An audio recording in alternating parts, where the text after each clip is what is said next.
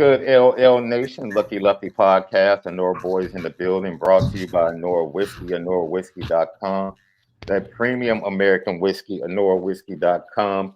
And if you drink, by all means, make sure you do so responsibly. You must do it responsibly, man. You know where we reside, CFB Nation, and we are presented by Twisted Twisted Tea. Yes, sir. Yes, sir. Apple Podcast, Spotify, audio edibles each and every day, man. CFB Nation, man. Lucky Lucky Podcast. You already know when it comes off our fingers, we spin it different. Left, I had a proud daddy moment, bro. My daughter hits me last night. She's like, yo, I'm preparing for, I got my, I don't know if it's a application or a voucher or whatever they get in the email Okay. for her yearbook picture Okay. for the senior yearbook. That's right. And I'm like, maybe I just ignored it. Maybe I got the letter, but I was like, dude, I've never seen my U of I senior yearbook. So I started calling my friends, like, hey, Did you get a hey, yearbook? dog, did you take yearbook pictures? Literally nobody I knew took yearbook pictures. The yearbook does exist, though. I think all of Very us just interesting kind that of you like say that. me and all my boys. I think we just ignored the letter because I'm sure they contacted us about taking the picture. I don't know. I mean, is it a thing for college? That's something else I said, but I did verify with somebody, my boy Shatal Thacker, that I went to grammar school and high school with, who's an attorney out there in San Diego. Shout out to my boy Shatal Thacker, another golf enthusiast like me. He took a year. I was like, you would be the one of my boys to take the yearbook picture. I laughed when he hit me back. I was like, dude, you would be the one. Out of He's like, all you my didn't get the boys, memo? he was like, man, I don't understand how you guys didn't. I'm like, hey, Every, bro. everybody At took that it. point, at that point, we were like, man, I don't care nothing about the Yeah, yearbook. all right. Yeah, whatever. Yeah, you like, yeah, whatever. Because I'm pretty sure. But you know, it's one of those things. I didn't know Notre Dame had one either. I'm sure they have one too. But I got a varsity jacket, so that's all I care about. The monograph. That's what Dude, counted for that's me. all you That's my need. yearbook right Right, there. right. You're a letterman. That all of that I'm a other stuff. letterman, so it's gonna take care of itself. You know. Hey, today we're going to talk about the 5 biggest strengths for Notre Dame going into the 2024 season. Notre Dame fans we're also about to go over what's smoking, but then we have Howard Griffith from the Big Ten Network joining us to preview Monday night's big game. And then what the hell? I had to use the word hell left. Dude, Logan Diggs back in the transfer portal. Baby Tua out of Maryland back in the transfer portal. It's like, man, what is going? Man, look, I thought he Y'all was going getting to the too old league, now. Y'all getting right? too old. Got to be an age limit these days. Man, you got anything left? You got any years left? Can you I mean, shoot, I definitely got a year left for medical, and hell, I wouldn't be too far out from the one of the quarterbacks at the end of the day. Sam Hartman's 26, so I'm 2 years older than that. I still got a year. Brandon Whedon got drafted at my age right now, so it's all good. And shout out to our boy. We see our boy Brandon Wimbush has jumped into the podcast game over on Mogul. You know what I'm saying? He has a great interview with Notre Dame transfer from Duke, RJ Oben. Interview is up right now. Go over to Mogul or just, search Mogul, Brandon Wimbush, man. And you can watch that interview. Like I said, it's enough meat on the Notre Dame bone for everybody. We want all our boys to eat, man. And Brandon's been on the show. That interview is archived on our YouTube page, YouTube Lucky Lefty Podcast. Thumbs up, smash it for us, right? Share, hit the notification bell. Yo, we appreciate it, man. Left, before we do anything else, you already know.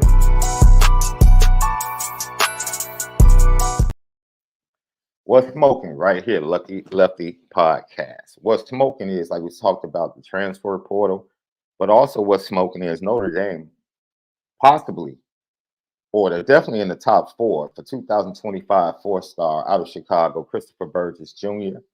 who's down in San Antonio, man, and, for the showcase. He'll make his decision tomorrow.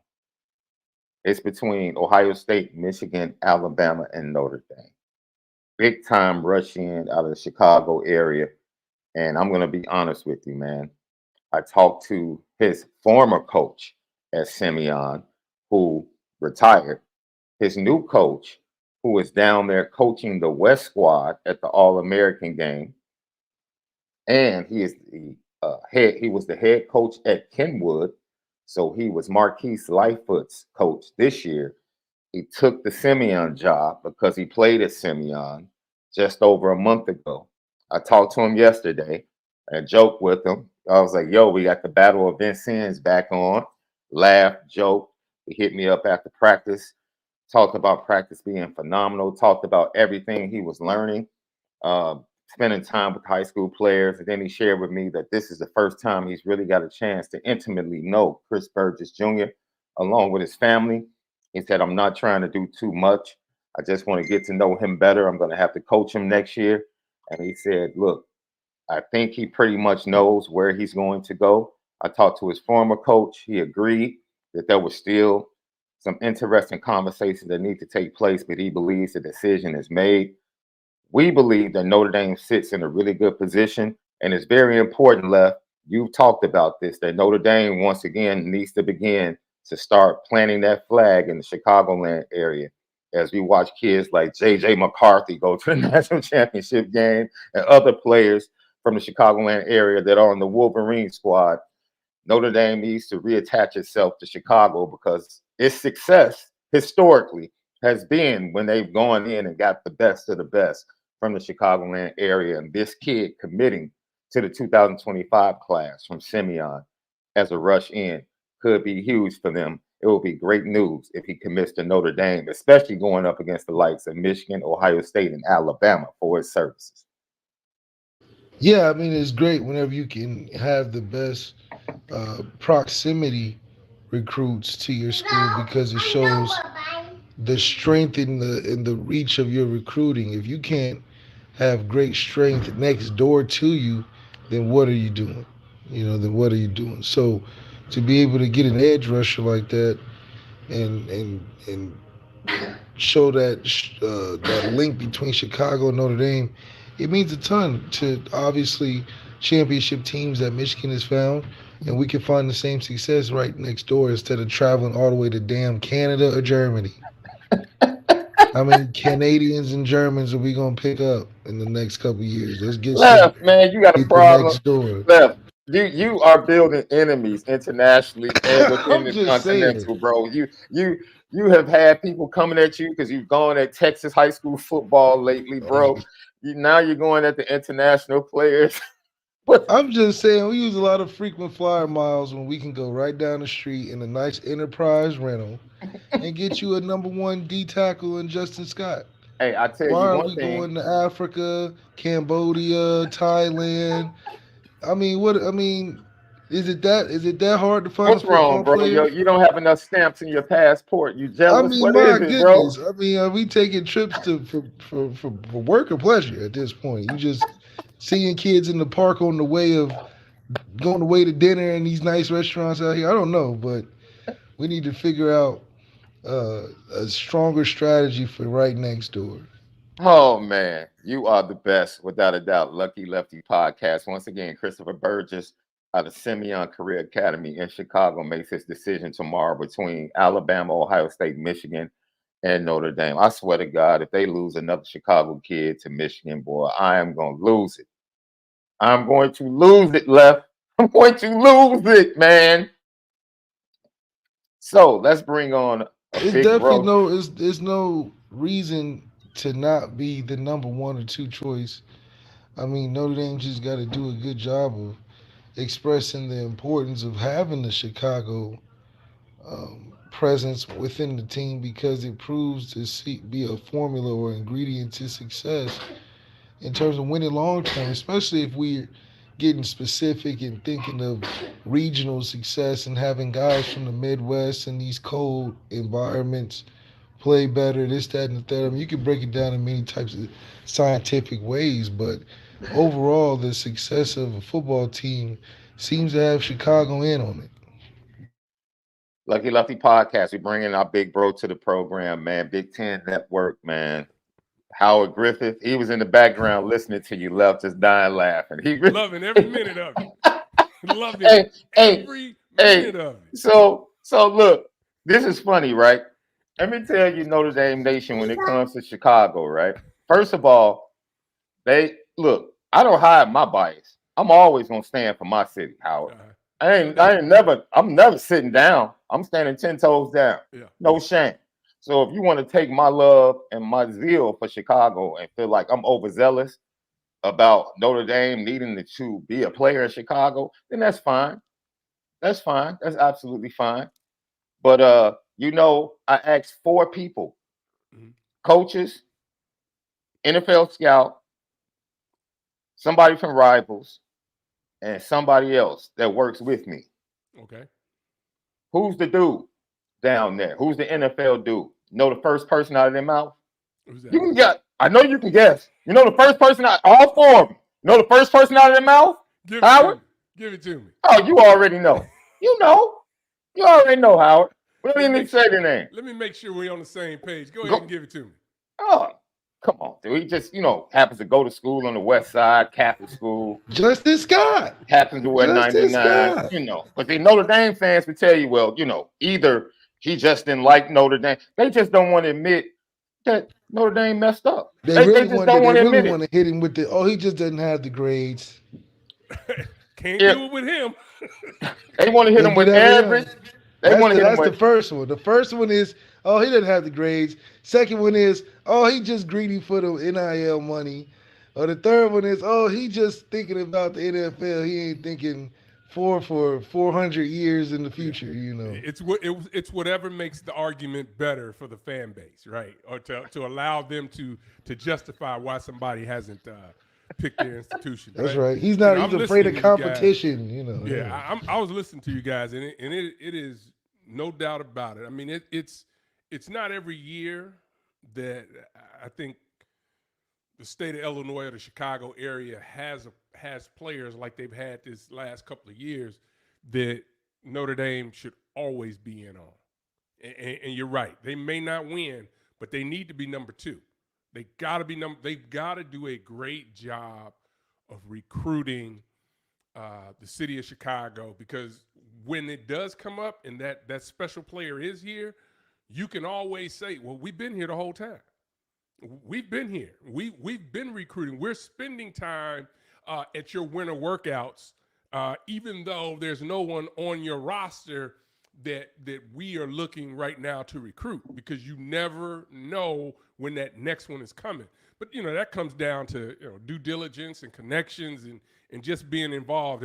And I don't know the inner workings of what ND is doing here in the Chicago area, but it's like you guys were talking about, when you have special players in the state of Illinois, particularly Chicago and the surrounding suburbs, man, if I wish Illinois was the first choice, but if Notre Dame's not their first choice, they got to be number 2 when they're recruiting.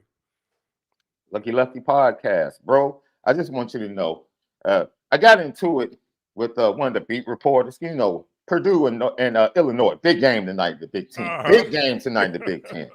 And I got into it with one of the Illini reporters. It was a decent, because he was basically trying to prop up Brad Underwood and the job he's done. Yeah. And he kind of went at Juwan Howard.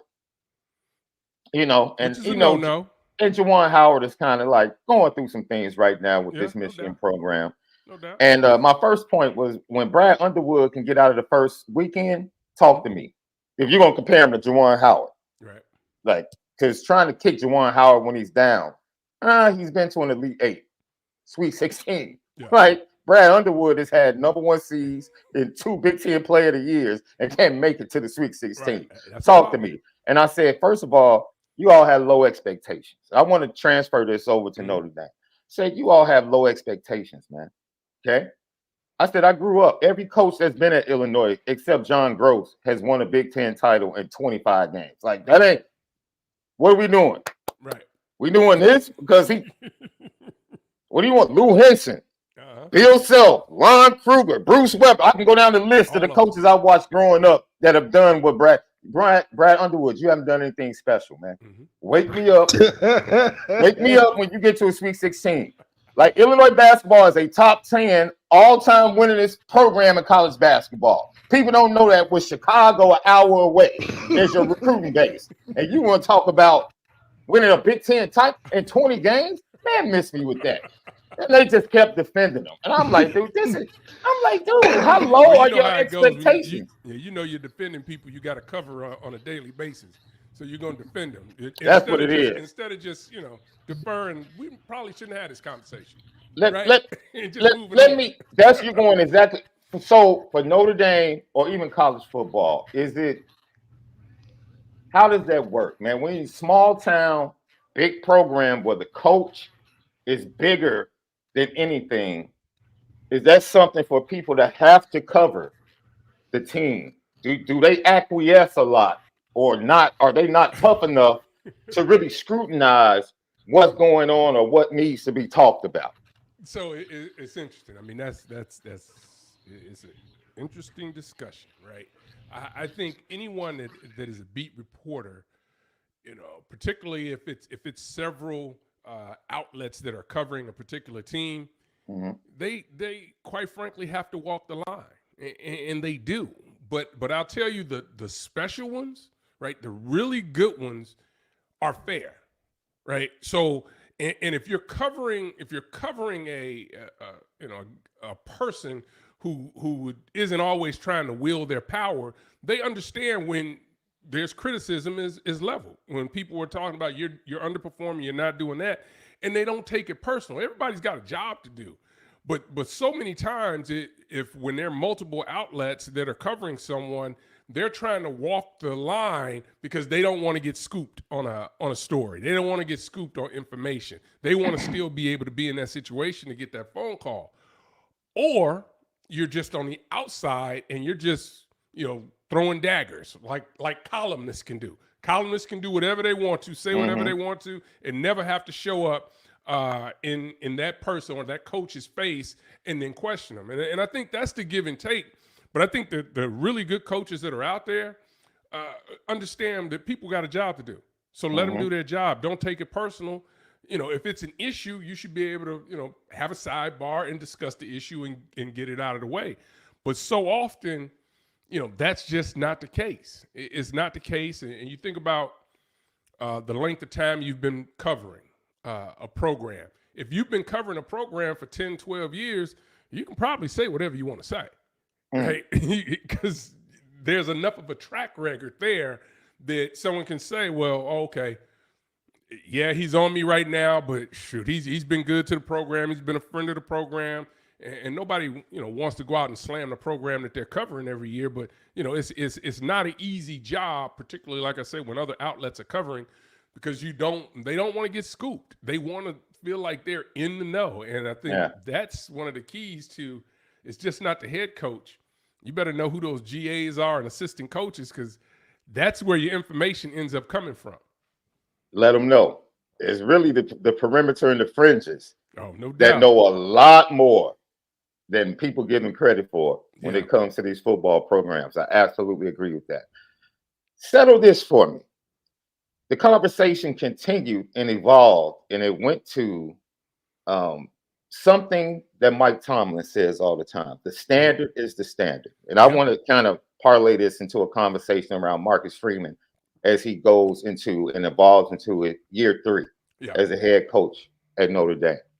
I tried to make a point that he was trying to give props to Brad Underwood based upon John Gross. And I was like, dude, Brad Underwood, the standard of Illinois is the standard. John Gross didn't reach the standard. The standard at Michigan is the same for Juwan Howard. He hasn't reached it. Right. It's like, dude, Nick Saban's standard is Bear Bryant. It ain't Mike Shula.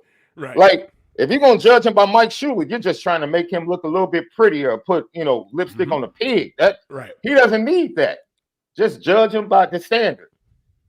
Marcus Freeman, I understand in the transition era, there's going to be comparisons to the predecessor, right? Okay. but it's year 3 now. We done with Brian Kelly. Now, Marcus Freeman's gonna have to measure up to Lou Holtz, Eric Parseghian, Nuke Rodney. It's that time. Like, dude. Well, I don't even think it's that in this circumstance. I think at the end of his tenure, you'll compare it to the Lou Holtz. You'll compare it to the greats of Notre Dame. But in this, during his time, I think it's going to be predicated based on his playoff wins, which is a great qualifier.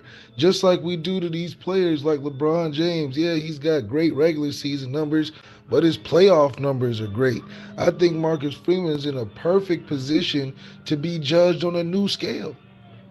Yeah, we were judging Lou Holtz and Brian Kelly and Charlie Weiss and Tyrone Willingham based on what your regular season looked like. Because once the regular season, then the postseason takes care of itself. Now, Marcus Freeman's in the field where the postseason he's got to take care of. He's in control of his own destiny in the postseason, how he guides this team, which is new territory for a Notre Dame coach and college football coaching in general. But I think it adds a special quality to his tenure that you can separate him from the others and give even more credit if he reaches the pinnacle, because now you're talking about something where you're in an elimination series. None of these coaches have been in an elimination series. So to be in something like that, I think that will give a lot more credit to a Marcus Freeman tenure, and you can see if it even works out for you. You can judge it now. Okay, I'm taking in a coach that's has at least averaging at least 2 or 3 playoff wins a season, as opposed to letting the guy go that can just get there, or letting the guy go that can't get past the first round, or whatever the case may be. I'd say this. I think one of the fascinating things, I think that's just flying under the radar, at least right now, when we start to look forward to the 12-team playoff, that Notre Dame doesn't need to be anything but 5. And guess what being we 5? don't need to be nothing but 5. And guess what we being don't 5 need to be gets number you? 1. It gets you a home game and against the number 12 seed. Automatically. That you talking about is set up. Set up, yeah. Oh my goodness! And that, but that's part of how we're going to see the landscape of college football change. I think this is brilliant for what Notre Dame, is able to do moving forward. To think, you guys already know what home games do revenue-wise for the program, but now all of a sudden you get a home playoff game, and you're right. You start talking about. I look at how the NCAA basketball. How so much credence is given to coaches that get to a Sweet 16. Yeah. Not the Elite Eight, the Sweet 16. Sweet 16. Right. Look, we just get to the final 16, Yes. and we give you all the money in the world. Yeah. You can hold on to a job for 15, 20 Absolutely. years. We can say, hey, and now recruiting, we're in the playoffs every year. I mean, Right, yeah, easy recruit. you want to play in the playoffs? I mean, because we going to be there. We're going to be there. That's man. So you're so right that he's got an opportunity to really define who he is and really start to break new ground. I think the standard. You talked about that. The standard is winning national titles at Notre Dame. It's one of the few places out there that it's all or nothing. And every week, the pressure's on. This changes a little bit moving forward because of the 12-team playoff. But still, I mean, the pressure that the coaches and young men are under there is still, I have a great deal of respect for. So I'm looking forward to seeing just how they're able to continue to climb and succeed in the 12-team playoff. Because that thing is going to be electrifying. It's going to be so much fun to watch. Bro, this year was the perfect precursor. I don't even know if they need commercials for the expansion. The semifinals, that's all do. Just show highlights from the semifinal and the end of both games. That's it. That's all you need to promote the expansion. It worked out perfectly, absolutely perfectly for college football. And Malik talked about this 2 days ago. You made a great point, Lef. You were like, dude, if you thought coaching was important, it is at an all-time premium now in the playoffs, right? Because now you get a shorter time between games. Now you really have to prep. You need to pull these upsets. get to the next round, and like you said, if you just get to the semifinals now, it's a plus for your program and a boost to recruiting and a boost to the coach. And I'm sure now you're biggled into these contracts. If I get a win in the playoffs, I get an extra 250. If I make it to the semifinals, I get an extra 500. Right? Dude, everybody's loving this. Yeah, and think about this too. This is something else to consider. We talk about back offices and how they've just mushroomed into, whether it's you're in charge of this, that, and the other. So the back office is so big right now. And the one concept that hasn't changed, I talk about the haves and have-nots. I think the haves are going to will continue to have success, because just when you talked about being able to prep and get ready to go, the resources that you're going to need to get your team in and out of places, to recovery, all the different things that go in away from the field just to get these players prepared for that following week. If you got the resources and you can just, hey, this is what we need, it's going to be perfect. I mean, there are going to be other teams, obviously teams that don't have those type of resources, that can't just pick up the phone and say, this is what we need. Send it over, make the order. Yeah. They have budgets. Everyone does, but some people's budgets are obviously bigger than others, and we're going to see that also play out, right? How big can your analyst staff that at that point now is doing advanced scouting on the teams that you got to play, that you possibly could play in the playoff? That's going to take a lot of manpower, right, to be able to do that, to get you as much information as you can get.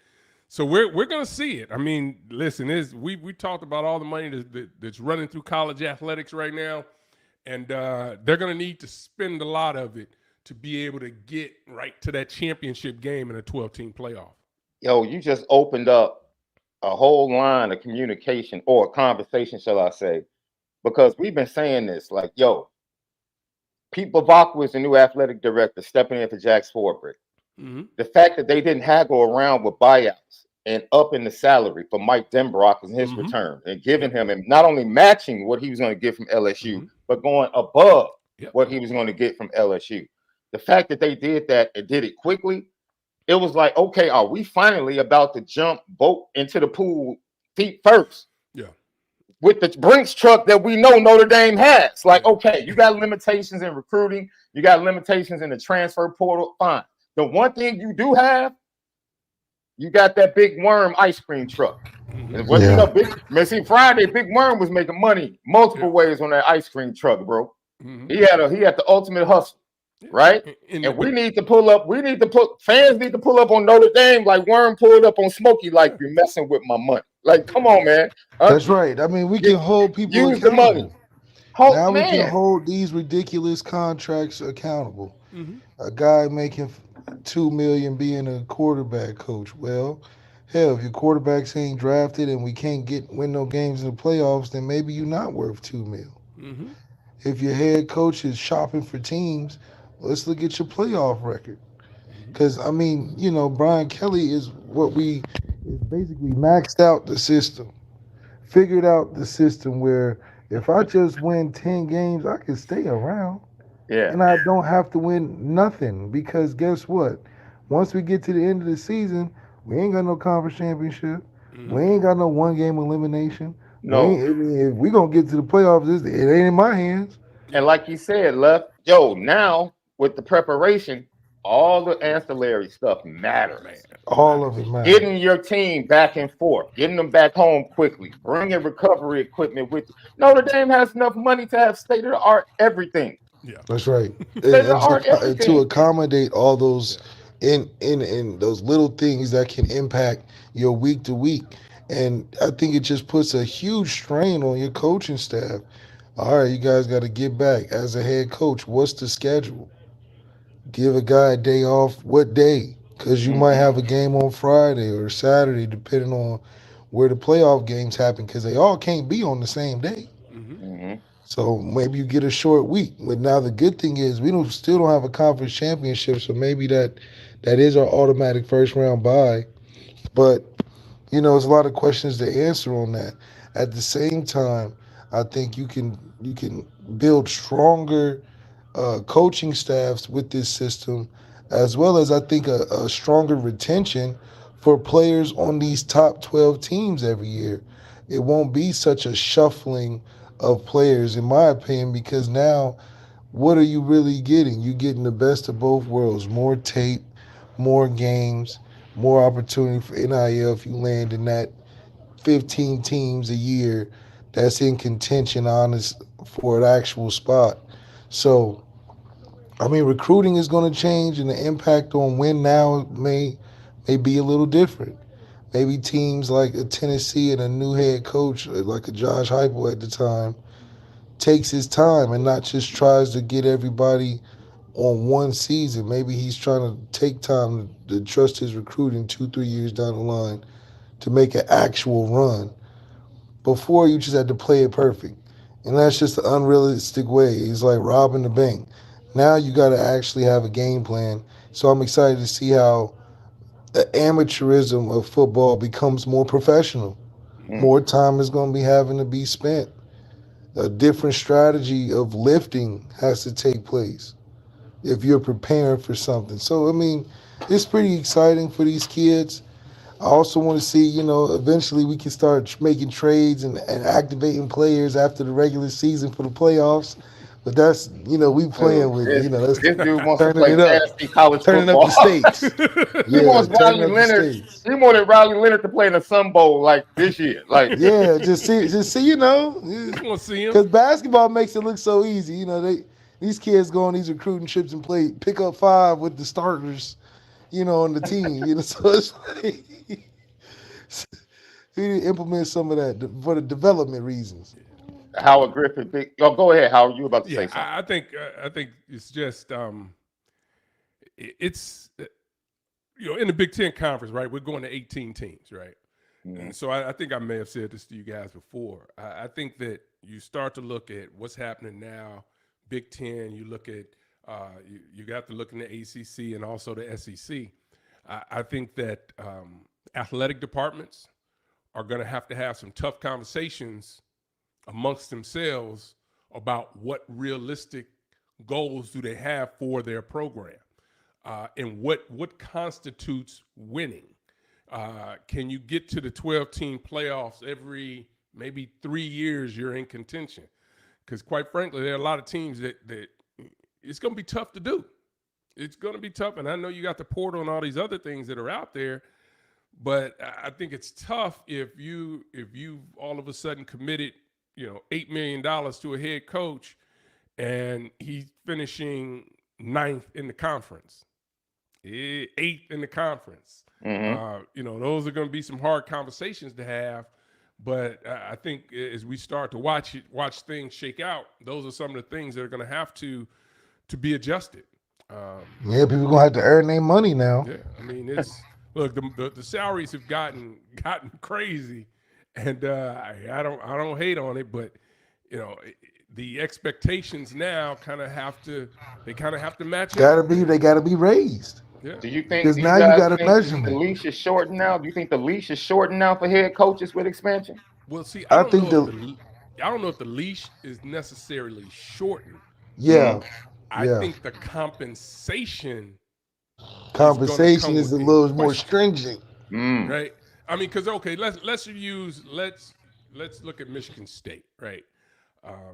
With their head coach that they had to dismiss, right? Right. He was making like $9 million. Right. Think the fan base would have been all right with that $9 million if you got the results they got this year?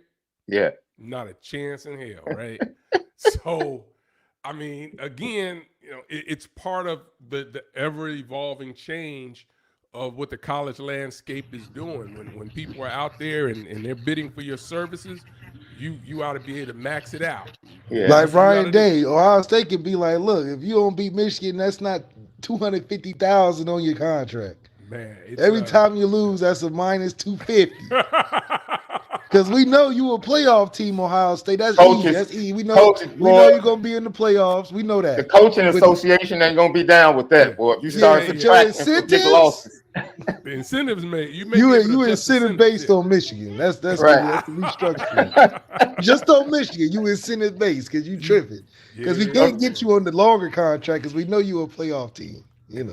Man, a few more minutes with our guy Howard Griffith, Big Ten Network. Let's go to Monday night, bro. Let's just go. Hey, I think it's going to be a fantastic matchup.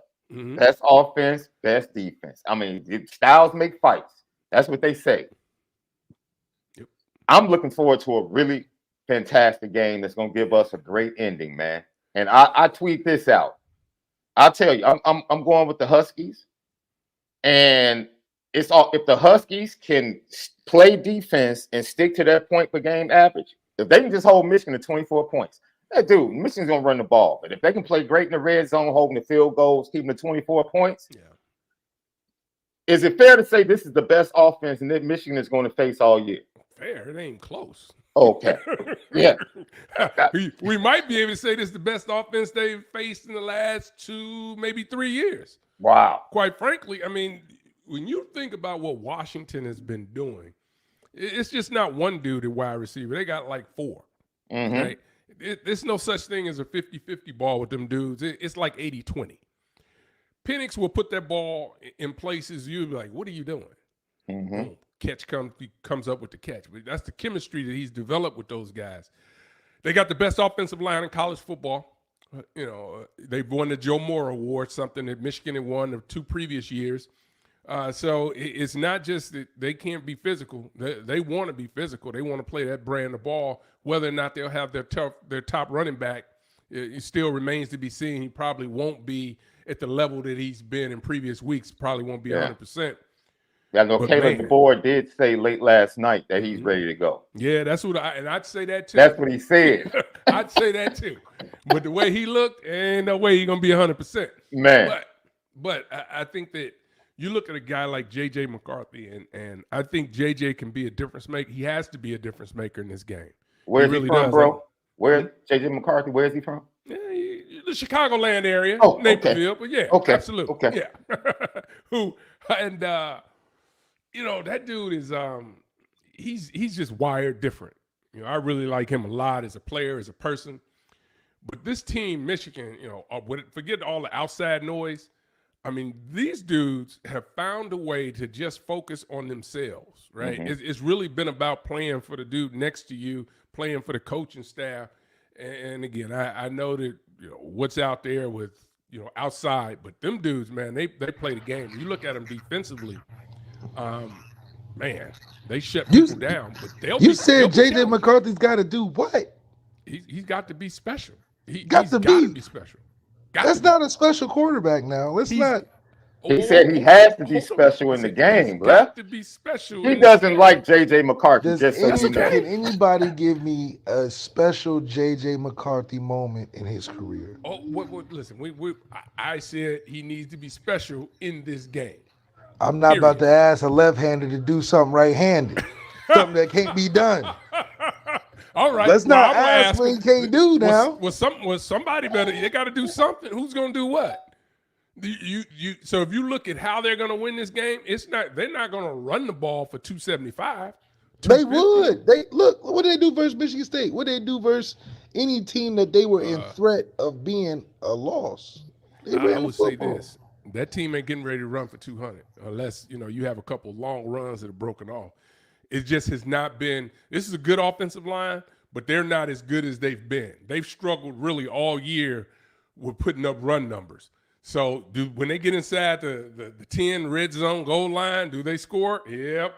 Blake Corum has a lot to do with that as well. But I think you still need to have, them guys that are going to be able to make some plays. Can the tight ends get involved? That's going to be a big part of the game. But when you look at this thing, I mean, they've got to be able to match points. And I know it's about the defense.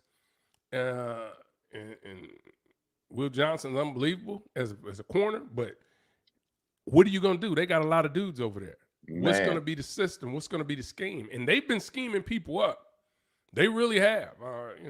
Boy, Elston, he's over there doing coaching them guys up on the D-line. So it's going to be a fascinating matchup, right? I think it's ultimately what we thought we'd get, and we're going to find out Monday night, just how this thing plays out. It is going to be a fantastic game. Other than J.J. McCarthy being special, as we let you go, give us the one thing that both teams have to do to win this game. One thing for Michigan, one thing for Washington. Yeah, I think for Michigan to be able to win the game, I think they need to turn Washington over, and they need to be able to give their offense a short field. You know, whether that's interception, whether that's forcing fumbles, they have to do that, I believe. When you look at Washington, for them, right, it's about being able to continue to hit the big plays. Penix has been lights out for 2 years. When we counted this team out, we thought the rematch against Oregon was going to be tough because the narrative was Oregon is a much tougher football team than Washington was, but we found out that that's not necessarily the case.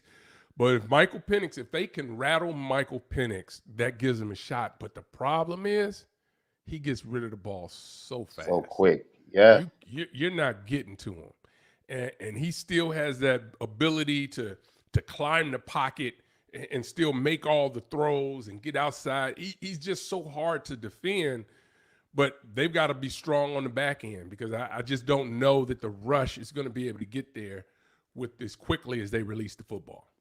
Hey, Mentor can come up with all the creative blitzes he wants. This ain't Jalen Milroe, bro. Oh, yeah. No doubt. This ain't Jalen Milroe. Yeah, but like I say this, he's come up with some creative ways the entire season. Absolutely. And they've done a great job on the defensive side over there and making adjustments and doing what they needed to do. But this is a different animal that they're going to be attacking. Like I said, probably the best offense that they've seen in the last 3 years since they've been on their run. So it'll be fascinating to watch this thing Monday night. And I talked to someone, they said they were taking Washington. He said, look, go watch the Ohio State game. Ohio State had opportunities. Kyle McCord just didn't pull the trigger. And that's why Ryan Day was so frustrated. Yeah, they had things that were available to them in the passing game. Yep.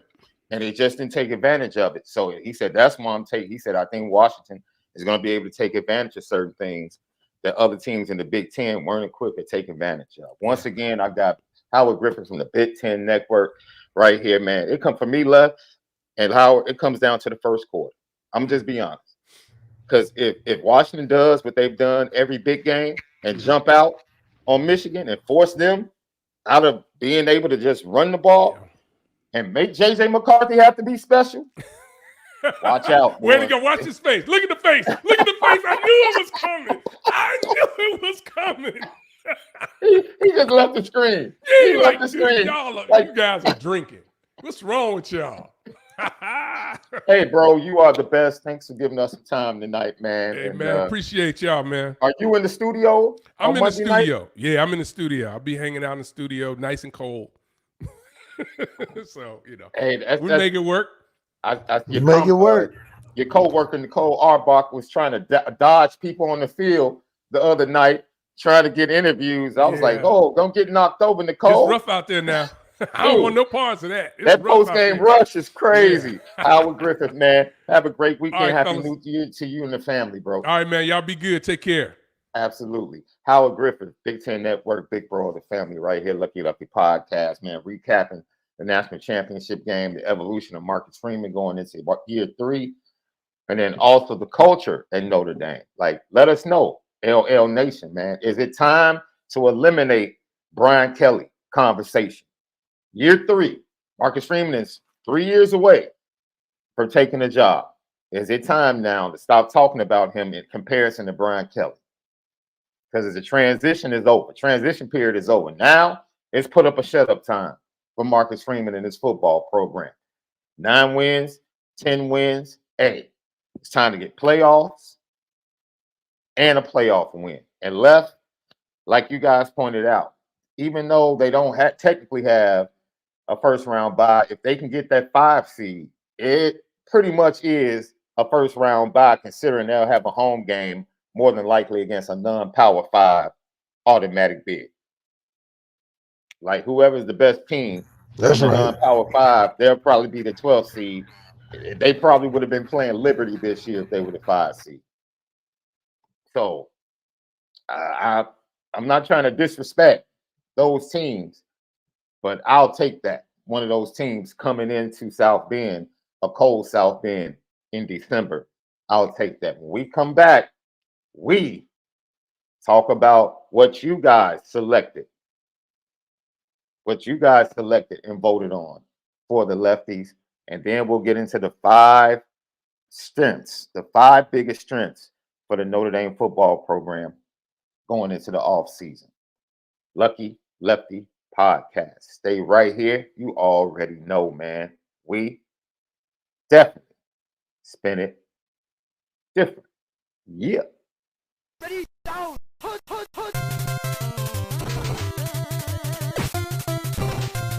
Touchdown.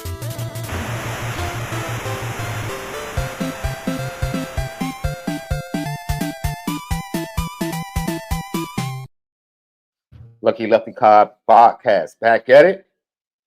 Let's go over the Lefties as the fans, the Notre Dame fans voted. Before we do that, CFB Nation presented by Apple Podcast, Spotify, audio edibles each and every day. Lucky Lefty Podcast. You already know we spin it different. So the fans wanted to vote. We put out our Lefties on Monday. Was it Monday this week? I believe so. No, it was Tuesday. I'm sorry. Tuesday of this week. So the fans hit us up and said, hey, man, we want to vote. We want to, make Yao Ming the best player or the top vote getter in the All-Star game. You remember that? When the fan vote was heavily weighted and that cat Yao Ming was just racking up with the China vote. Notre Dame fans said, yo, let us vote. So that's exactly what we did. We let you guys vote. So let's go over the final results. Voting closed off early this morning. And let's start left with Notre Dame Offensive Player of the Year. According to LL Nation and Notre Dame fans, it was a landslide left. A landslide. Second place was 2%. And that is none other. Yeah, that's like Steph Curry, unanimous vote. Number 7, Aldrick Estime was Easily. the fans' Offensive Player of the Year left. Hey, you guys was top. Hey, you were right there with us. We totally agree with you.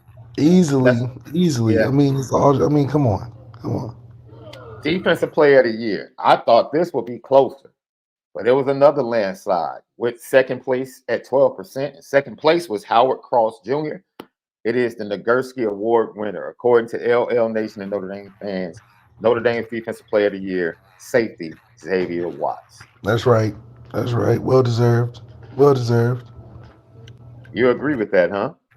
Had the most interceptions in the nation. For the versatility to come from receiver to corner to receiver back to DB, it just shows how special he was, and then to be able to be good in his position and stand out amongst all other defenders is good to see. All right. That's your vote. Defense Player of the Year, Xavier Watts, LL Nation. You guys gave him the Lefty Award. The next Lefty, according to LL Nation and Notre Dame fans, left Notre Dame Coach of the Year. Recruiting included Notre Dame Coach of the Year, and this voting had some of the best responses, not just votes, but some of the best responses to explain why they went the direction they went. Second place was 30%, and second place was defensive back coach Mike Mickens. First place went to defensive coordinator Al Golden. I'll go and put master classes on how to. Notre Dame Coach of the Year. He was the reason for the season now. Hey, man, look. If the voting had gone the way of any of the candidates, whether it was Dylan McCullough, Mike Mickens, or Al Golden, I would not have been upset with either. I really wouldn't. But you guys gave it to Al Golden, Notre Dame fans. Let's go to the next one, left. The Lefty for Notre Dame's best win of the year. Notre Dame's best win of the year. At 91%, 48-20 over USC. They get the lefty from Notre Dame fans. Thing is, because we won over the top. Mm. If we won in a closer game, I don't think it would have been that USC game. But because we went over the top and against a former Heisman, and we set the trajectory of US season after our game, where they became completely discombobulated, Yeah. dismantled, destroyed. It's because of us. So yeah, I can agree with that. Lefty goes to big win over USC for best win of the year. Worst loss of the year. Notre Dame's worst loss of the year. This vote by the fans differed from us, Left. I was surprised the voting went this way. Their feelings were truly hurt by this loss. And you know where we stood on it, but the Notre Dame fan base and LL Nation decided that the 20-33 loss to Louisville deserved to get the lefty for Notre Dame's worst loss of the year. Of course, we gave it to Ohio State. Left fans were really hurt by that Louisville loss, bro. It was a tough night. It was a tough Saturday night. You muted, bro. You muted. When it rains, it pours. And losing that game was just like the straw that broke the camel's back, because we wasn't necessarily thinking about that being a loss on our resume. Yeah. But it being a loss on our resume is just adding fuel to the fire. It's like if you're in class, if you're in school, grade school, you're getting good grades, and then you get that C in Spanish. And your mom be like, how you get the C in damn Spanish? You done got A in math, A in science, got a B in history, and the C in Spanish, really? Because the C in Spanish is the one that affects the GPA, and you don't like how that reflects on how you are as a student, and you're just like, that damn Spanish class. Louisville is the damn Spanish class that you get a C in, that lowers your grade point average, but you got A in the categories that matter. Left. My mom's. I've never seen my mom's more upset than when I got a B in gym. Yeah. Bro, I'm like, thinking, damn, man. I had good grades, and she saw I had a B in gym, and she's like, how in the world does a athlete get a B in gym? And Left, I used to always lose my shorts, and I just happened to have It's always stuff that has that was a nothing stickler related for to the physical uniform. things. Nothing. It's attendance. Yes. It's, did you get your shorts and shirt on the right day? Is it clean? It's like, this ain't got nothing to do with no class. Because dodgeball, I'm number one. I'm always picked first. I participate. I sweat. I get it in. And you docking me on tardiness and Yeah, man. I got docked from shoelaces I would have shorts. They just wouldn't be the Morgan Park shorts with the little name in the box on the left side. Man, look. And then I didn't expect, because most gym teachers don't care, dude. Most gym teachers at Morgan Park literally threw out the basketballs and let us play whole court. Yeah, the whole 40 minutes. Go do your thing. Or either we went outside and played soccer or football. Man, look, yeah, she was just a stickler for uniforms, man. It gave me a B. Mom still cracks jokes to this day about that. The next one. So Lefty goes to the Louisville loss, 20-33. That's what LL Nation and Notre Dame fans said. Freshman of the year, according to Notre Dame fans. Yeah, 73% of the vote, Jordan Faison. Left. He takes it over Christian Gray, who was in second place with 20% of the vote. What a revisionist history we have. We just the first person to flash at least 19 catches, man. 19 catches. Is that all it takes? Sean Davis. LL Nation Is that all voted, it bro. takes? 19 receptions. Fantasy camp, you get at least 12 targets. Would that a fantasy camper that's 65 years old be the team MVP around a bunch of 18 to 21-year-olds? 19 receptions is pitiful. It's pitiful to be award winning of anything. Because if we mess around and actually get some production, we're gonna look back in history and be like, this was the Steve Nash to Kobe Bryant MVP. Except there is no Kobe. Oh, You well, gotta do better. the lefty for freshman of the year, Jordan Faison, according to Notre Dame fans. Last but not least, this is the closest race, the closest vote. Notre Dame story of the year, 2023. We had 3 candidates that garnered over 20% of the vote. Very close race. Very close race. Coming in third left, the firing of Chancey Stuckey. Coming in second, the Sam Hartman failed transfer. And coming in first was the Andy Ludwig debacle with 40% of the vote. Really? Yeah, it was a close vote. Anything surprisingly because we still average pretty good points on the year. It just the Sam story steered the season in my opinion. Hmm. Because the Sam story, if it's successful, we go 3 games, win the games he signed to win. We might be talking to Washington right now. We just might be that team playing Washington right now. So Well, that's what got the lefty from the Notre Dame fan base as the biggest story of the year.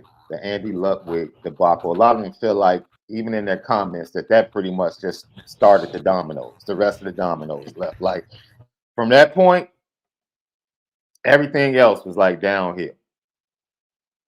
It was downhill. So you guys are fantastic, not only in your voting, but your comments and your reasoning for why you went the direction you went with your votes. Fantastic job. Next year, we'll make sure that your vote is included in the final decision and part of what weighs our final decision in the lefties. All right. I think we need to send the lefties to the Notre Dame athletic department too, Left. Get like some actual trophies and mail them to the players. That'd be dope. and Five it biggest. don't gotta be big. It could just be a little No, mini little lefty. no, like the actual arm, like the actual left arm with the ball. Yeah, absolutely. Here we go. 5 biggest strengths going into the off season for Notre Dame. Number one left. Would you like to know who number one is? Yeah. Al Golden in the defense, without question, as the number one Without biggest strength. question. Yes, yes. Talk about why that defense is so important going into this offseason. Well, because it's going to be the most mature unit on the team, but also if the expectations is to be top 5, whereas we're not expecting the offense to be top 5. We're expecting them to be productive, though. So defense is going to be the stimulant to why we feel like this season and the season schedule is a lot easier than it's been in years because we're coming up at the right time, but also the teams we're expected to beat with the defense in his 3rd year under Al Golden and the fact that we paid him the bag, hopefully to stay, shows that we're committed to being a complete team and that all it takes is the offense to come along, which we got Denbrock to be able to get into that situation and position. So I feel really good of where our trajectory is for how we can be a complete balanced team and support each other both offense and defensively, especially when it comes to these big games. So I do think that the defense is the most important story because that's the brick, and the rest is the topping piece to what we can do this season, especially as a unit. Left.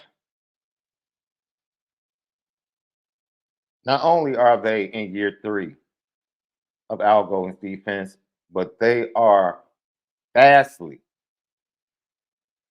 more talented than the previous two defenses, in my opinion.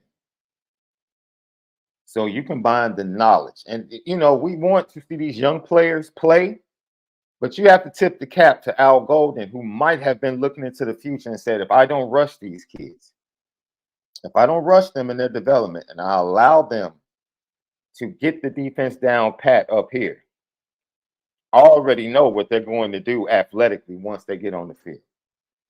So as much as we've wanted to see the young linebackers play, it might be the genius of Al Golden that held them back to say, you know what? I'm going to wait until the 2024 season to let you guys off the leash.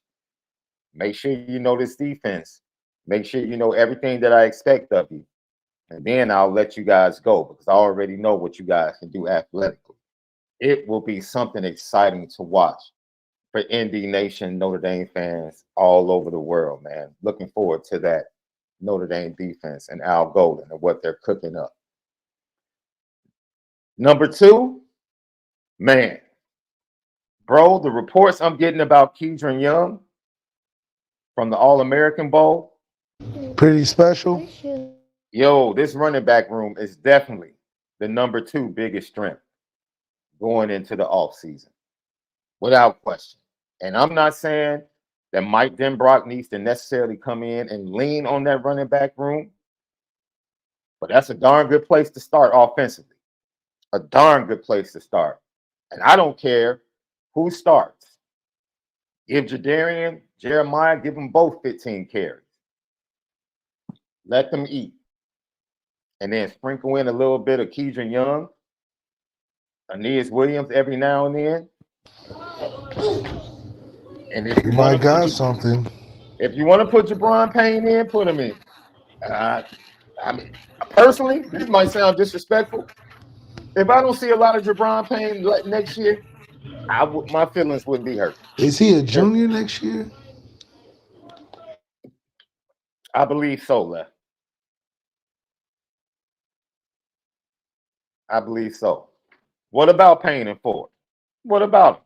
I'm about playing the best players, dude. That seniority stuff. Jabron Payne was the MVP of the spring. That he was. I agree with that. That he was. He's technically the best player. Jeremiah Love was on the team. Stop playing, man. I'm just saying. Yo, Jeremiah Love, hey, that's like a double jump in checkers, boy. Jeremiah Love, it didn't take him more than 3 games to get to that second seat in running back. I told you it was gonna happen. I told you it was gonna happen, right? That's right. So it happened this year. Don't be shocked. Don't be shocked if Keidron Young jumps over Jadarian Price. Oh, Jadarian Price is already jumping. No, I'm saying Keidron Young to jump Jadarian.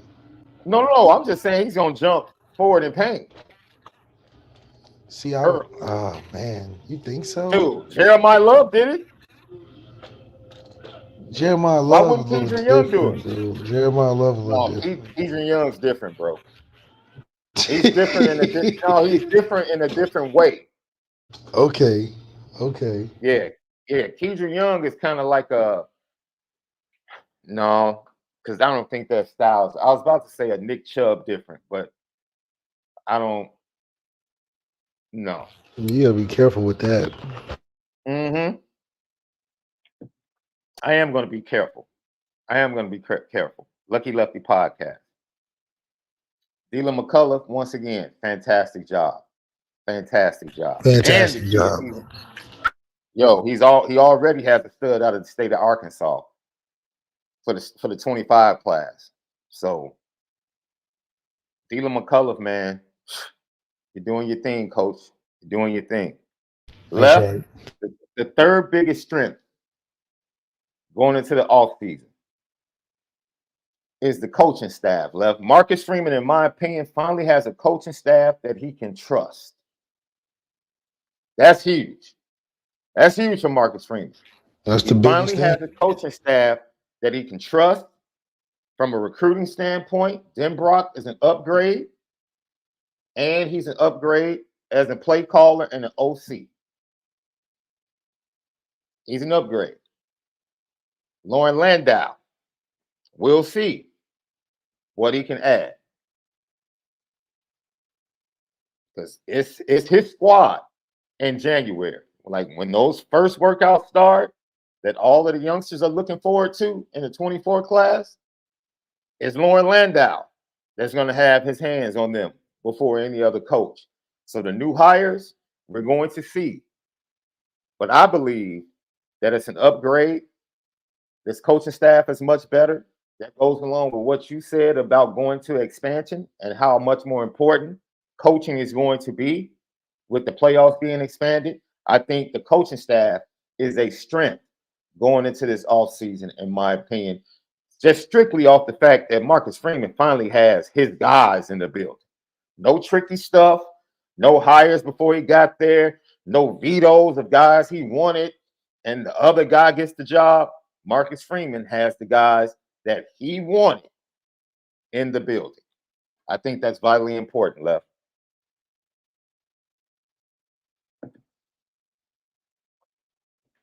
Left, did we lose you?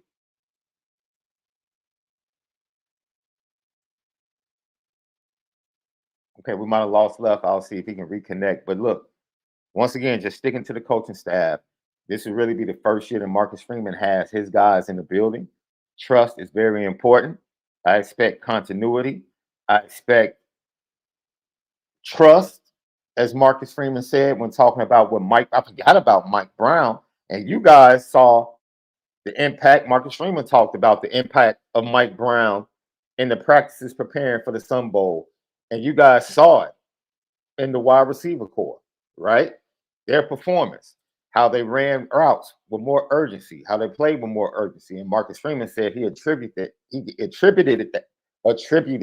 that. Man, it's a Friday night, man. He attributed that to Mike Brown and the trust that the players had for him in a short time. That is that's impressive because he didn't have a lot of time with them. And to gain their trust that quickly says a lot about Mike Brown and the job he did. And I look for him to get his hands on the transfers and then the incoming freshmen. And let's see what this wide receiver room. Wide receiver room, in my opinion, low key has become a strength. I'm saying that without seeing it and without the production, but I think the wide receiver room is far more balanced than it has been. Far more balanced with promise, talent, young talent, evolving and getting better, and then veteran talent that is produced already coming into the room. This wide receiver room is in much better shape, but I couldn't squeeze them into the top 5 Left. Honorable mention, but I need to see it first. Left. The coaching staff is at number 3. You got anything to say about the coaching staff, Left? Yeah, I think there's going to be something where are they going to take the trajectory of being there long term or being there short term? Is this something that Pete Pravacqua wants to continue to hold on to now that Mm-hmm. we're in new territory after the test run first years went?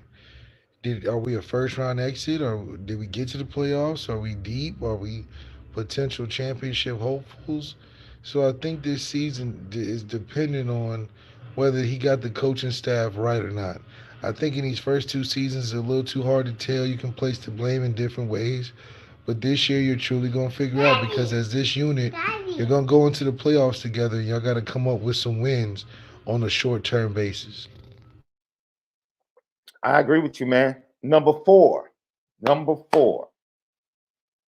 They have a fabulous class coming in January, but Notre Dame recruiting for the 2025 class is a strength going into the offseason. They currently sit number 1 in the rankings with 10 guys locked in, possibly going to 11 on tomorrow with 4-star Chris Burgess Jr. out of Chicago, Simeon. Let me tell you something, man. Chris O'Leary has answered the bell at the safety position. They've answered the bell with the pass rushers, especially the quick twitch pass rushers off the edge. They've answered the question with Davion Dixon with the 300-pounder up the middle left. They're working on another big defensive tackle out of the state of Florida that has a great relationship with Davion Dixon. Then the defensive backs, Mike Mickens keeps cooking. Then Deuce Knight, the Pied Piper, Gino Gaduli keeps cooking. Mike Denbrock is like Birdman and the GIF. I can't wait to get my hands on it. The 2025 class, which I said during the season, I think before they got 5 commits, I said this more than likely will be that upper echelon recruiting class for Marcus Freeman and Notre Dame.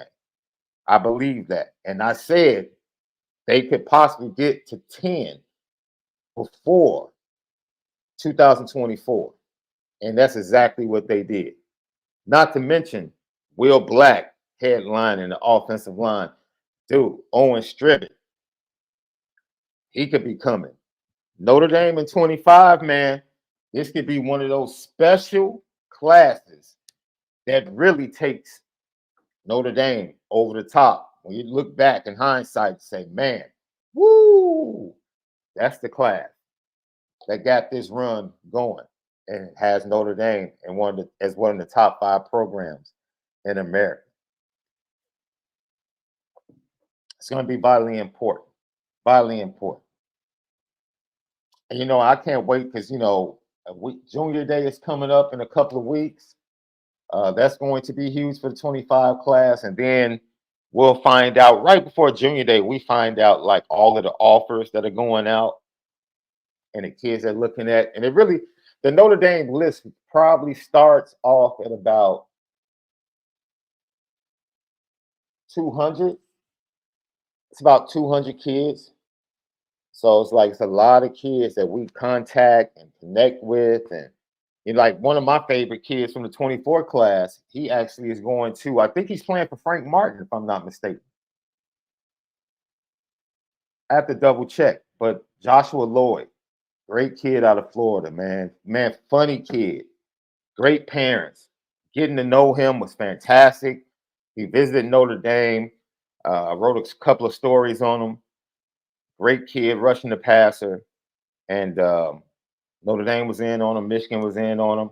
And for some reason, they backed off and he ended up going to Miami, Ohio, if I'm not mistaken. But just a great kid. That's the great thing about it, man. Early on, you know, before Notre Dame really locks in and kind of starts backing away from some of their offers, which is amazing how teams can just offer like 150 to 200 kids. And then literally the communication just kind of like lessens. That's how it is. How does that work? I wonder. Dude, these kids hear from the position coaches and then you talk to them maybe around April or May. And then they'll say, well, man, I'm really not hearing from Notre Dame like that anymore. It's just weird. It's weird. It's weird. It really is. But Yeah, that's one of the biggest recruiting strengths. sucks these days. I feel like it'd be hard for a high school student who's not a 5-star and is a 3-4-star to find his way, considering the transfer portal and the expectations of unrealistic expectations. Because how much do you expect from a 17-year-old 3-star going into a top program? So it's interesting. And at one time, Joshua Lloyd was like a 4-star. So for him to go end up to a school, that's the trickle down effect of the transfer portal. Left, honestly, the transfer portal, and transfer portal opt outs, all the stuff that's going on. 4-star kids falling to MAC programs and non-Power 5 programs. That is something we're seeing a lot of. High 3-star and 4-star kids ending up at non-Power 5 programs. It's a new trend. It's a new trend. But recruiting is the number 4 strength going into the offseason for Notre Dame. Number 5 left. The number 5 biggest strength for Notre Dame is the quarterback room left. You know why? It's nice. Riley Leonard's nice. Steve Angeli's nice. It's that back end, bro. See, if you want to pull the leash, now you're going to CJ Carr and Kenny Minchie, bro. You ain't going to Drew Pine. You know what I mean? If you have some injuries, you're going to Kenny Minchie and CJ Carr. That's totally different. We have not seen that in the Notre Dame quarterback room in a long time. A long time. Notre Dame fans, that quarterback room is a strength right now. You're definitely working from an area of strength when it comes to the quarterbacks in 2024 in the offseason. Absolutely, Left. What do you think about the quarterback room in number 5? Yeah, it's a better safety valve than years before. And I Mm-hmm. think each of them has a special, unique gift that can add something different to an offense where it's not Kinko's where we're copy and pasting success. Kenny, I think, has things that make him different than CJ. CJ has different things than what we expect from Riley. And then Deuce Knight is just an altogether outlier between the guys we have in the room. So the excitement is definitely proper and deserving because I feel like at the end of the day, if it comes to adding a spark to an offense, I think each quarterback has their own capabilities in that. And I think Lilo Galante has a question, and we talk about this trickle down effect. Why would someone go sit at a big school, ball out into the portal for the bag in a bigger school? Dude, football, athletes have realized that football is a hustle and they are brands and businesses. That's it.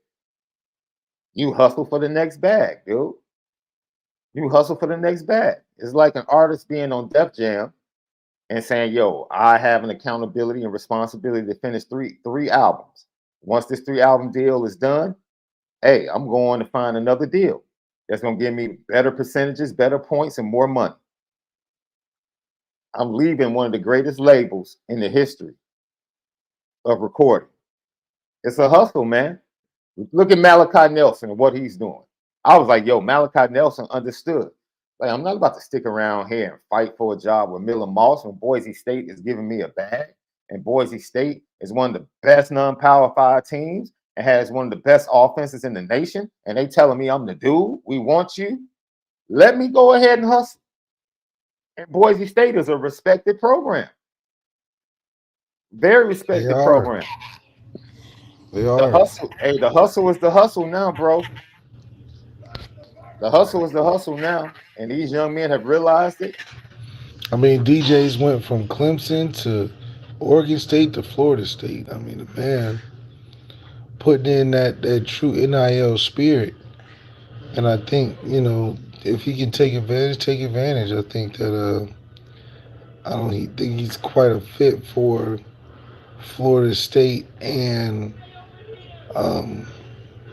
what they have going on there. But, if you're able to continue to grow that NIL bag in that market, do so, man. It's a hell of a career, to tell you that.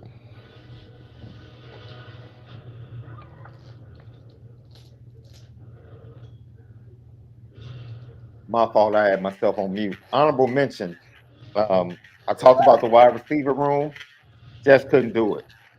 Because I said the defense, I could have singled out the defensive backs, but I already said defense.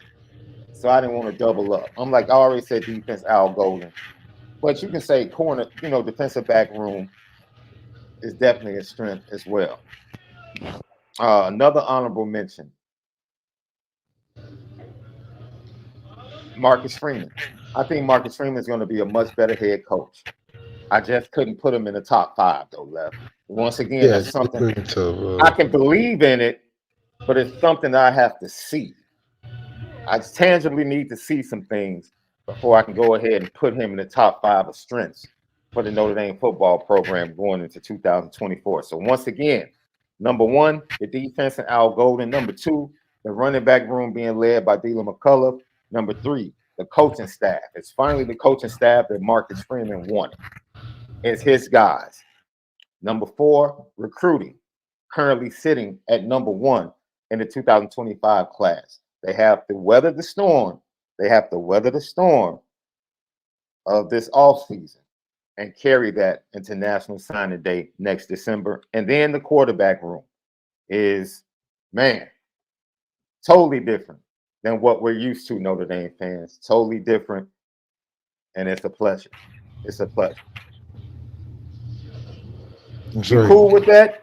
Would you move any out of the 5? Would you move any one up? Like Al Golden 1, running back room 2, coaching staff 3, recruiting 4, quarterback room 5. Do you feel like you would move somebody up the list? No, I think he's right on point. The running back room and the defense are the top two that's going to help us secure the wins necessary to get into the playoffs. And after that, the rest of these stories are going to contribute to how is it going to impact in these playoffs, and that's what matters.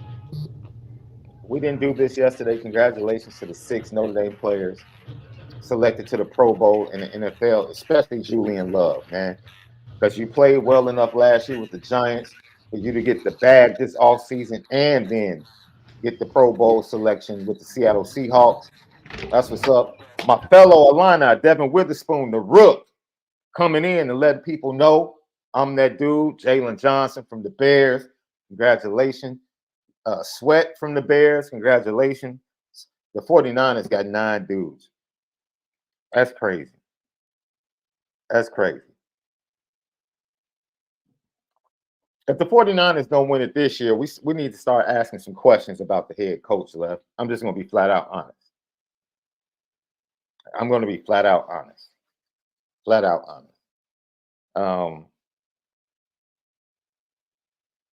Something that it's amazing. We talked about planting a flag in Chicago. Disappointing loss by men's basketball and Coach Shrewsbury. He has them playing better, though. Definitely has them playing better. But that's the type of loss that can kind of like, man, because they were really trending, and it can kind of level off with a loss like that, especially with a young team. John Massey in the chat, absolutely. Shout out to Hannah Hidalgo. What she's doing, we expected that. We knew who she was coming in. But it's, man, let me tell you something. The freshman class in women's basketball is absolutely special. I've watched more women's basketball this year than I have in a long time. And I've watched a lot of true freshmen. This class is absolutely special. Yeah, Pitt mucked it up. Pitt mucked it up. That was an ugly game, and I thought they might lose, and they came back and won that game. And then, yeah, Shrewsbury, that was just a tough loss. But I will say this. Michael Shrewsbury has wasted absolutely no time, none at all, planting the Notre Dame flag in Chicago. He has 3 offers out to 3 of the best players in the state. Andre Brown Jr., Phoenix Gill, and I forget the young kid that's a true freshman from Warren High School, the Lefty.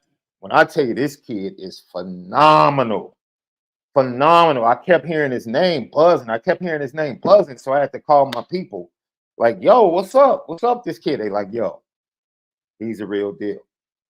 And he's a true freshman out of Warren, like giving people the business, like 23 a night right now as a true freshman. So, and Michael Shrewsbury has already offered all 3 of those kids. So he's wasting no time trying to get Notre Dame's men's basketball program into the city of Chicago and the state of Illinois. No time at all. Lucky Lefty podcast. Yes, Phoenix Gill is Kendall Gill's kid. And I say it with my chest that it's pretty much a long shot for anybody to get Phoenix Gill away from Illinois. Long shot. But like Howard said, hey, Notre Dame is fighting. They're in the fight. They're in the fight. And coming in second might get you another kid from Chicago. Lucky Lefty podcast. Great show today. You guys were great. Thank you for your voting. You handed out your lefties today. You guys are fantastic. And Yo, man, we'll be back tomorrow for another edition of the Lucky Lefty podcast, man. This was fun. That's right. Left, you know what time it is, bro. Let's get to it. Petticoat, petticoat,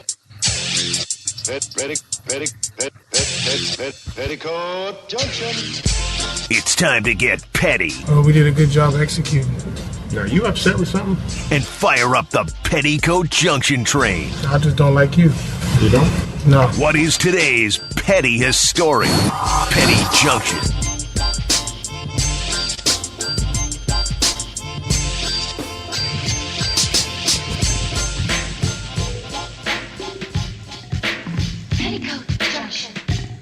Petty Junction, Petty Story today brought to you by ONORA Whiskey at ONORAWhiskey.com. That premium American whiskey at ONORAWhiskey.com. Leo Galante, you are right. Stephen Reynolds Jr. is dope, but they're going to have to fight off Matt Painter and the Boilermakers, from what I hear. I know another really good kid that used to live right off the Notre Dame campus that ended up at Purdue. That's playing for the Spurs right now. I'm just saying. I'm just saying. Yeah, they're going to have to fight off Purdue because the Purdue program right now is smoking. We're going to try to take them down in about another couple of hours. That's right. What y'all gonna do, Sean? Well, dude, Terrence Shannon Jr. is not playing tonight, man. He's dealing with that. I don't know if you heard about his story, but you know, he got arrested for allegedly he went to the Kansas-Illinois football game back in September. And allegedly he raped somebody while he was there. At the game? Not at the game, but after the game on campus. And you know, the police report, I've actually read the police report. It's when I tell you this is one of the shakiest cases I've ever seen. One of the shakiest cases I've ever seen, bro. Hey, it's about optics, not about if it's true or not.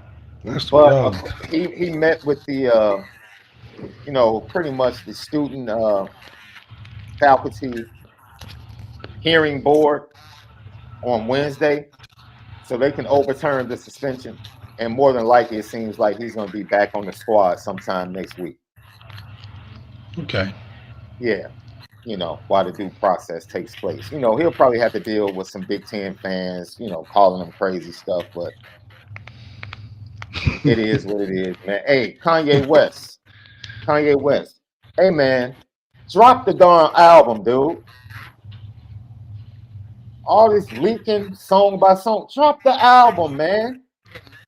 Come here, man. Artists are the most insecure people, man. You know that. Oh my God, dude. Let me punch his ticket, bro. Drop the album, man. Drop it. I like what he said this week, though. Yeah. He was like, yo, Yeezys are going to sell. He's like, Yeezys ain't going to never stop selling. And you know what? Yeezys are entering into that stage where it's almost like, and this might be blasphemous, but this might be one of those go-to shoes where it's like each generation rocks them, almost like Air Force Ones, Yeah. Jordans. Look, I rock 3 pairs, and that's all I wear. Yeezys. 3 pairs, get 3 pair of Yeezys.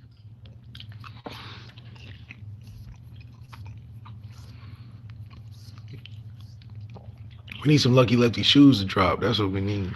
What, some shoes or some actual slides? Because I'll rock the Yeezy slides.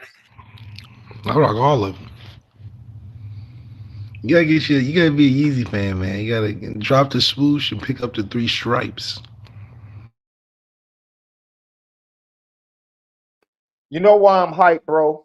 I'm hyped to hear this project because he has GLC back involved, Bump J, Chicago legend, DJ S&S, Chicago legend.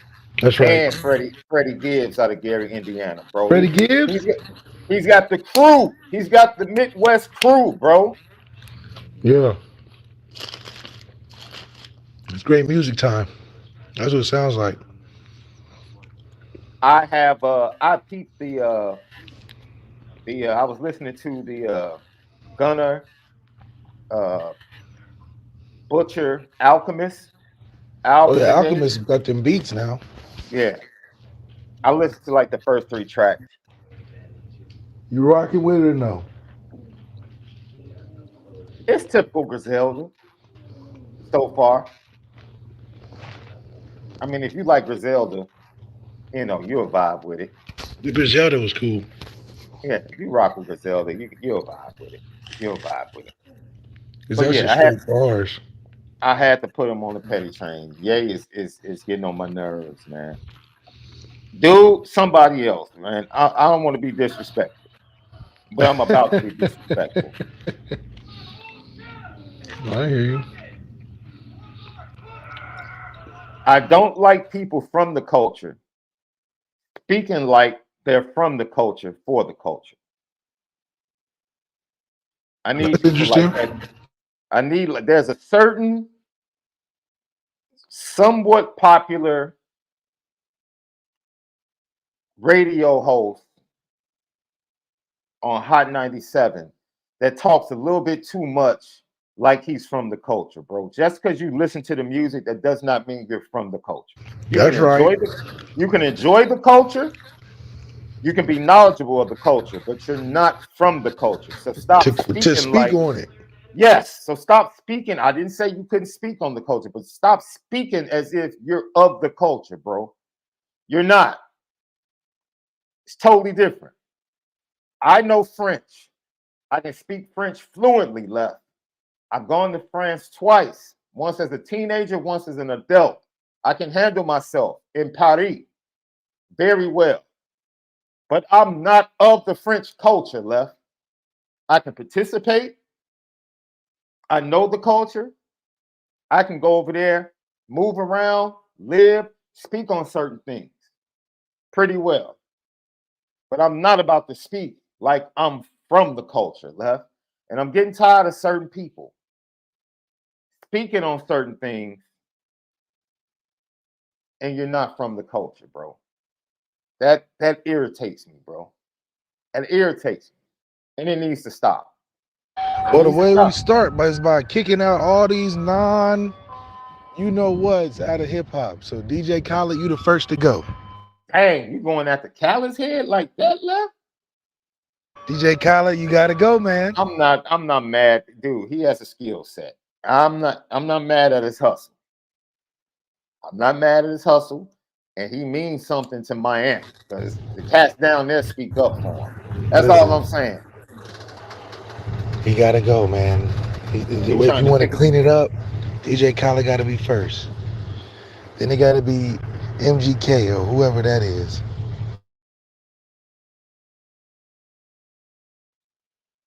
You talking about the rapper out of Cleveland? You said MGK, right? Say it again.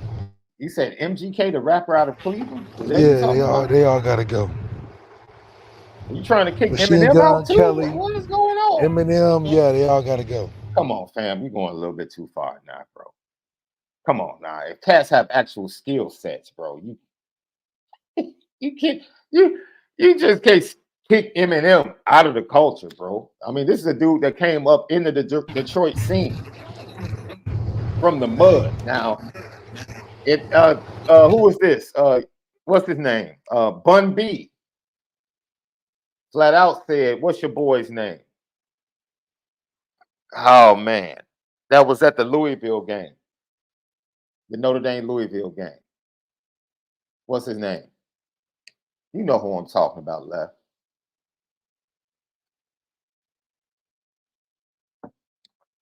Whoever, you know who I'm talking about. You guys know who I'm talking about. The rapper they kept showing at the Louisville Notre Dame game. Jack Harlow. Bun B was on Mav Hoffa's podcast and was like, Jack Harlow is not hip hop. And Bun B is an OG. He was like, dude, he raps, but that dude ain't hip hop. And when he said it, I was like, whoa. Okay, OG. I might have to punch a ticket for the petty train, but man, say it with your chest. And he flat out said it, yo. I was like, all right. Respect to the OG. But yeah, I just had to speak about that one individual that hosts on Hot 97, man. Like, dude, stop. We'll see you guys tomorrow, 11 o'clock, Lucky Lefty podcast, man. For Left, I'm Sean Davis, man. Have a great Friday night. Most of all, make sure that you spin it. Oh, yeah. Victor Wembanyama, you did not have to do Giannis like that late in that game. You didn't have to do that. And you didn't have to do Brook Lopez like that, going behind the back and dunking. So put Victor Wembanyama on. Let me punch your ticket, young lion. Yeah, you're on the petty train, man. Make sure you guys continue to spin it. That's right.